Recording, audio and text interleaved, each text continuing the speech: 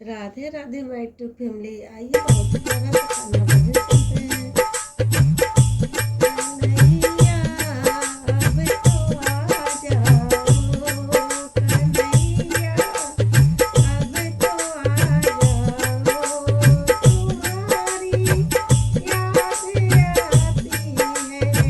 कन्हैया अब तो आ जाओ, तुम्हारी याद आती है।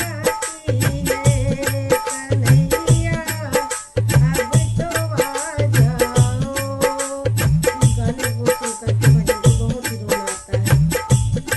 करुणा उत्पन्न होती है अंदर से। आइए सुनते हैं। कभी मथुरा में रहते हो, कभी गोकुल में रहते हो। कभी मथुरा में रहते हो, कभी गोकुल में रहते हो। कभी हृदय में आ जाओ, तुम्हारी याद आती है। कभी हृदय में आ जाओ, तुम्हारी याद आती है। कन्हैया अब तो आ जाओ, तुम्हारी याद आती है। कभी राधा के घर जाते, कभी ललिता के घर जाते। कभी राधा के घर जाते, कभी ललिता के घर जाते। कभी वे घर भी आ जाओ, तुम्हारी याद आती है। कभी रे घर भी आ जाओ, तुम्हारी याद आती है। कन्हैया अब तो आ जाओ, तुम्हारी याद आती है।